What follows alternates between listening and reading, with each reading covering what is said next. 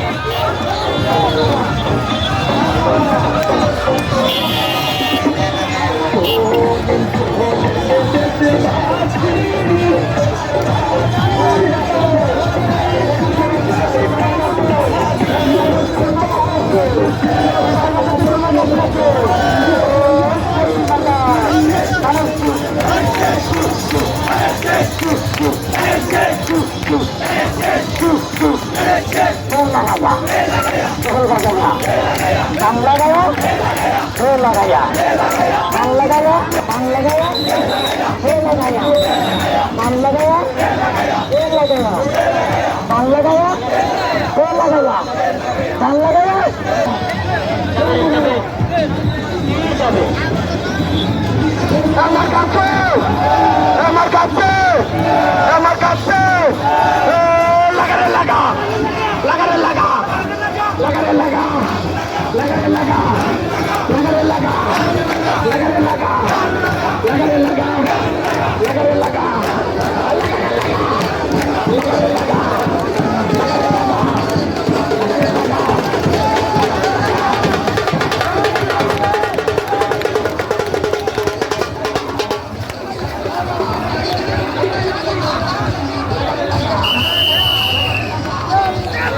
আজকে আমাদের এই সভা আজকের এই অনেক দুঃখ কষ্টের পরে দীর্ঘ সংগ্রামের পরে একটি অবাধ এবং সুস্থ নির্বাচন আমরা আশা করছি 12ই ফেব্রুয়ারি অনুষ্ঠিত হবে।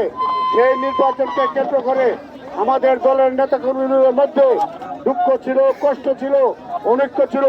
আজকে সমস্ত দুঃখ কষ্ট বলে, সমস্ত অনৈক্য বলে সকল নেতাকর্মীরা আজকে এক কাতারে এসে দাঁড়িয়েছে।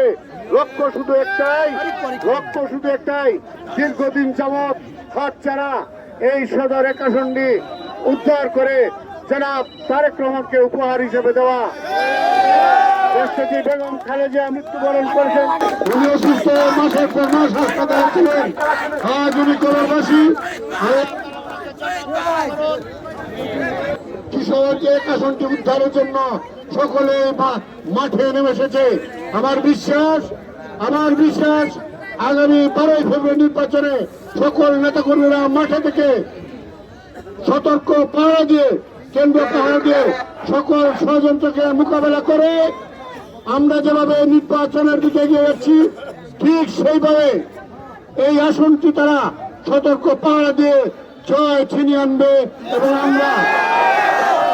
আমরা ঐক্যবদ্ধ হবে।